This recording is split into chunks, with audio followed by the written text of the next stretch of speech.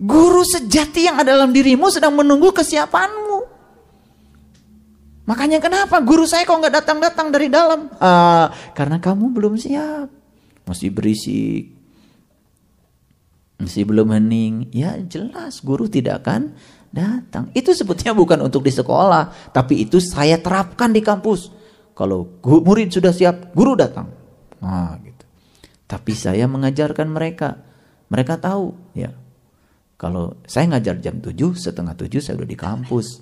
Saya sudah di lab, menyiapkan alat, macam-macam. Saya berusaha untuk tidak terlambat. Dan ternyata itu menjadi teladan bagi mereka.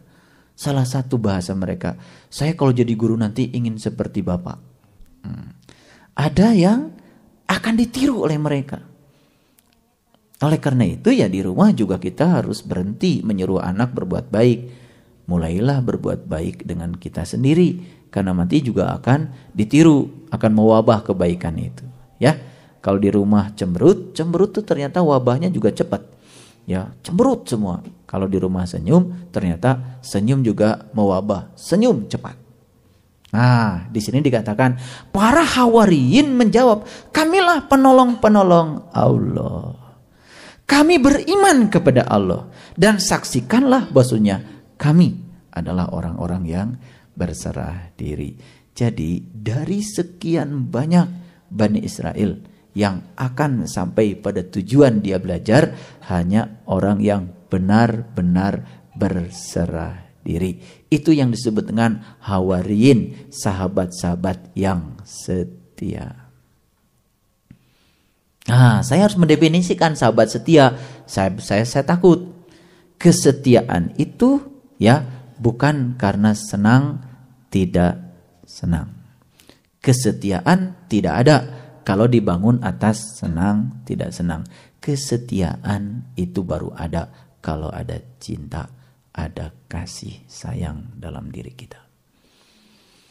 Kalau kesetiaan karena senang tidak senang, kesetiaan karena benar salah, kesetiaan yang itu kesetiaan yang palsu.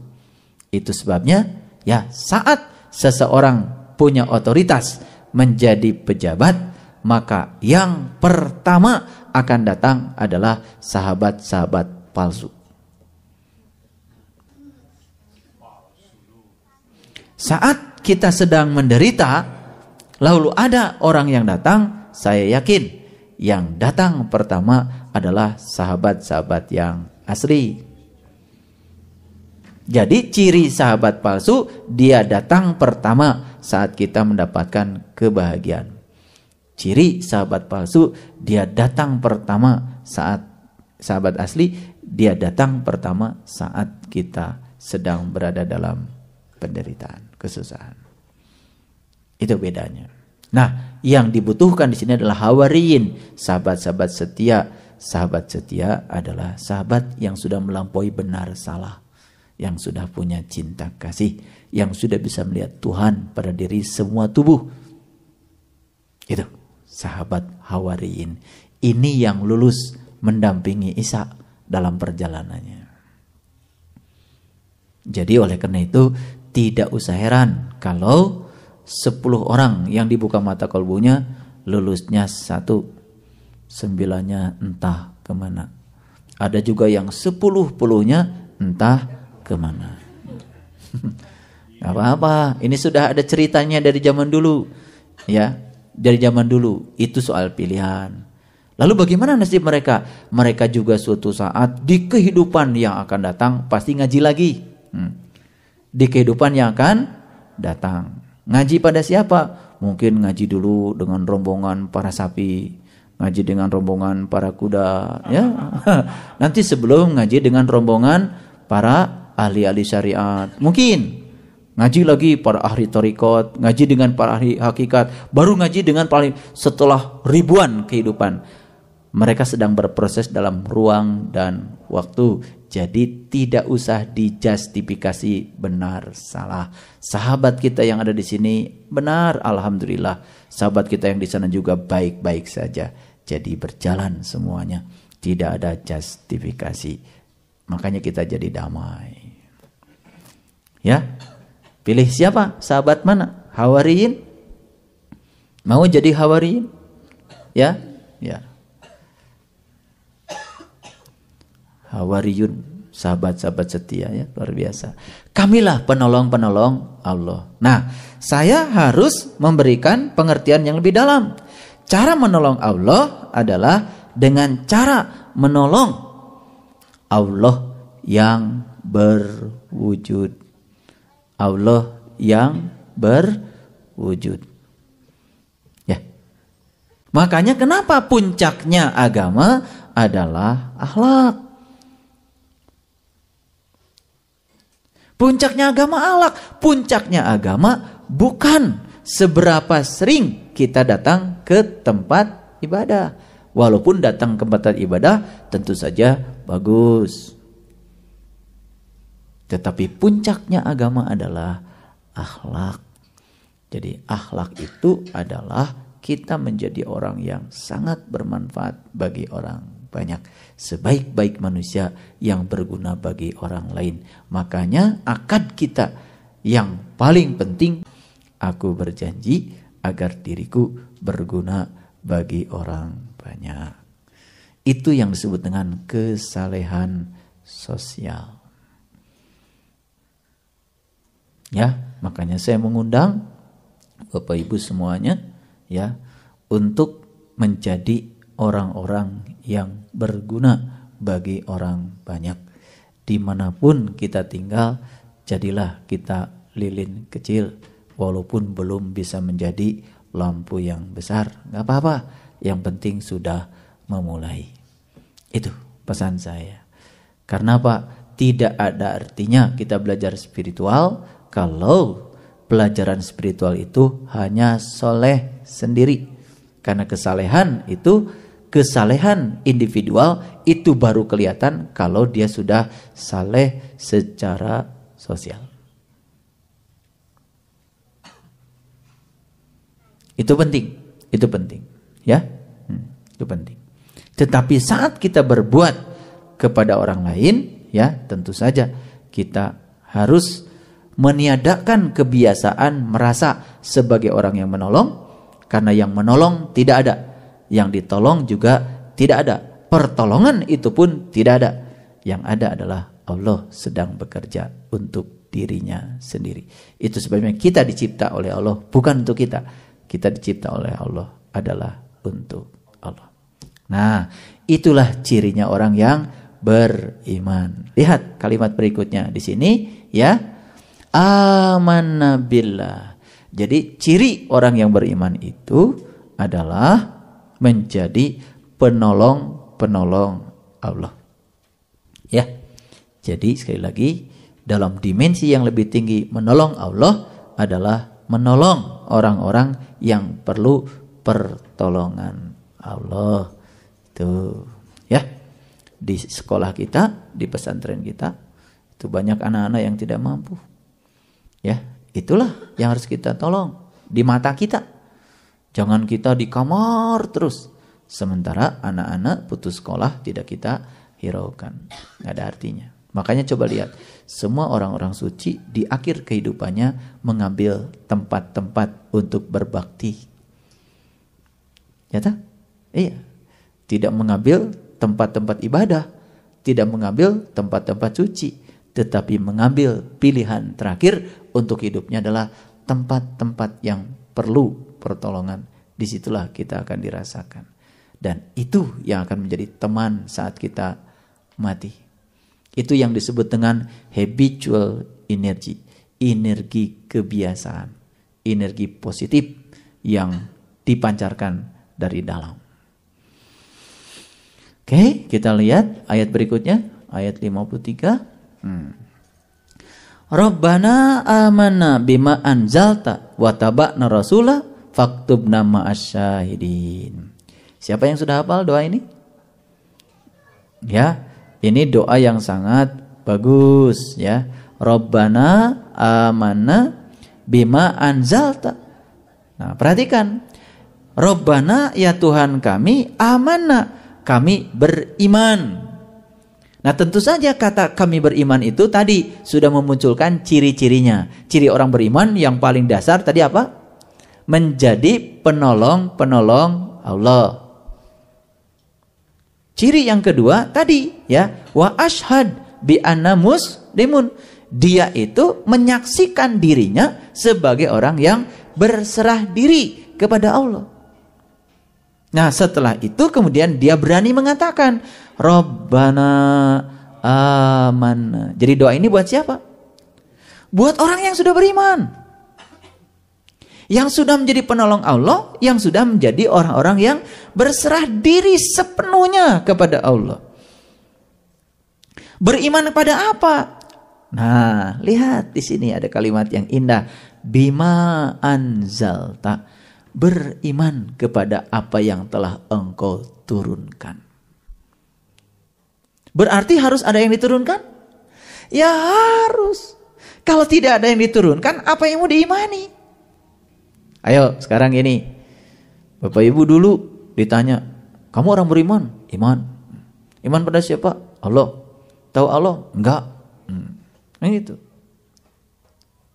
Kenal sama Allah? Enggak. Sudah diturunkan sesuatu dari Allah? Tidak. Kamu orang bertakwa? Ya. Semua jawabannya iya. Padahal di Quran kan ada kata-kata yang sangat penting, ya. Ternyata di Quran orang bertakwa itu adalah orang yang sudah diturunkan kepadanya sesuatu, dia pegang teguh yang dia turunkan. Dia ingat selalu kepada apa yang diturunkan.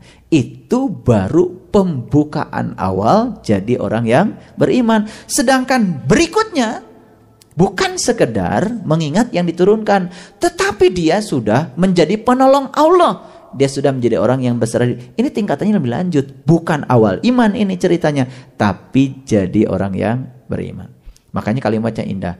Rabbana, ya Tuhanku, aman, aku telah beriman. Pada apa? Bima anzalta. Terhadap apa yang diturunkan. Yang diturunkan Allah banyak? Banyak. Yang diturunkan Allah pertama tentu saja yang diturunkan Allah lewat kolbu kita, lewat pandangan kolbu kita. Yang kedua yang diturunkan Allah adalah segala peristiwa yang datang dalam kehidupan kita. Hadirnya setiap peristiwa pun punya tujuan. Dalam rangka apa? Dalam rangka menyempurnakan yang turun tadi. Gitu. Jadi saling berikat, berkelindan, tidak terpisah. Itu sebabnya jangan heran ya, setelah dibukakan mata kalbu, ujiannya juga luar biasa. Gitu. Ketika ada ujian, jangan berkeluh kesah, pahami dan rasakan. Tepat saat kita berhenti berkeluh kesah karena sudah memahami dan merasakan tujuan kehadirannya, tepat saat itu akan berhenti, diganti dengan penderitaan yang lebih besar lagi. Dikirain Pak. Dikirain. Ya, tadinya kan kalimatnya yang tadi belum selesai. Ya, dikirain. Tidak, ya. Tidak, hidup itu seperti mengayuh sepeda. Jangan berhenti mengayuh, kamu pasti akan jatuh. Terus mengayuh, terus melangkah, jangan berhenti mengayuh. Makanya kalau naik sepeda, di samping mengayuh, luruskan pandanganmu ke depan. Fokus pada hari ini, luruskan pandanganmu ke depan. Itu, ya. Baik, kita lanjutkan, ya. Wataba'na rasulah. Dan kami telah ikut kepada Rasul. Jadi doa ini nggak sembarang, nggak boleh diucapkan oleh orang sembarang. Satu, dia harus iman. Yang kedua, wataba'na rasulah, dia juga sudah ngikutin Rasul. Tingkatan mana dia? Tingkatan hawariyun, tingkatan orang-orang yang setia. Saya udah ngikut Pak. Ada yang ngikut tapi nggak setia. Nggak dapat berkah. Ngikut dan setia. Setia bukan karena benar salah. Karena apa tadi? Karena cinta. Sebabnya kalau sudah hadir Allah dalam diri setiap orang, cinta itu akan bangkit menjadi kelembutan. Lalu, aduh, surga ya. Baru ketemu surga ya. Ceritanya dari dulu ya surga. Ternyata surga ketemu sekarang saat di kehidupan yang sekarang. Alhamdulillah. Ya, baik kita lihat ya. Jadi Robbana, ya Tuhanku, amana, kami telah beriman bima anzala. Terhadap apa iman? Terhadap apa yang diturunkan. Yang diturunkan dua. Dalam dimensi batin yang diturunkan adalah nur ala nur. Dalam dimensi lahir yang diturunkan adalah segala peristiwa yang terjadi itu ada tujuan kehadirannya. Pahami, rasakan. Pahami, rasakan. Berhenti berkeluh kesah. Itu sebabnya jangan terlalu banyak ya nampang di wall, di dinding ratapan.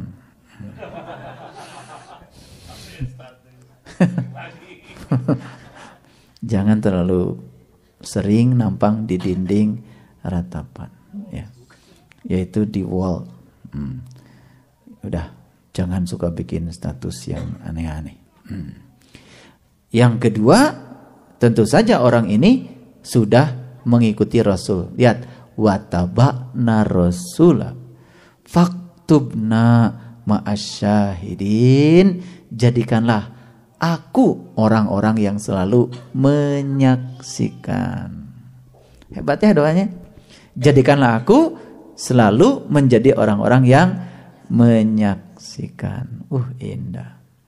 Sekarang saya ijazahkan semua yang hadir di tempat ini. Saya ijazahkan boleh mulai sholat duhur sekarang membaca doa ini. Ya, baca doanya. Baca dengan kelembutan. Kalau tidak bisa bahasa Arab, baca saja bahasa Indonesianya. Bahasa Indonesianya, ya Allah Tuhanku, aku telah beriman. Pelan-pelan bicaranya. Pada apa yang telah Engkau turunkan kepadaku. Aku juga telah mengikuti utusanmu. Masukkan aku ke dalam golongan orang-orang yang menyaksikan. Boleh pakai bahasa Indonesia. Tapi getarannya yang paling penting. Bahkan doa yang disukai Allah adalah doa yang datang dari getaran jiwamu sendiri. Bahasa yang paling nyambung kepada Allah adalah bahasa jiwa. Bukan bahasa Arab, bukan bahasa Indonesia, bukan bahasa yang lain, tapi bahasa jiwa. Nah, kalau sudah jadi bahasa jiwa, meluncur sendiri doa ini. Ya, ya Allah, Tuhanku, kami telah beriman ya terhadap apa yang Engkau turunkan padaku. Aku juga telah mengikuti Rasul. Masukkan aku ke dalam golongan orang-orang yang menyaksikan. Indah. Rabbana amanna bima anzalta wa taba'na rasula faktubna ma'asyahidin. Mungkin kalau saya sedang pimpin doa, kalian sering dengar saya membaca doa ini. Ya, sering? Coba di CD itu selalu saya membaca doa ini kalau saya selalu sedang memimpin doa. Karena ini doa yang sangat indah, luar biasa. Ya. Bisa juga doa ini dibacakan tepat pada saat kalian mau menjadikan tubuh dari tanah ini fungsional sebagai burung. Ya, tetapi jangan terjebak oleh terang dan gelap. Perhatikan. Ya. Jangan terjebak oleh terang dan gelap. Pokoknya saksikan dua-duanya. Saksikan dua-duanya. Jadilah langit yang menyaksikan awan hitam, awan putih, apa adanya. Gitu.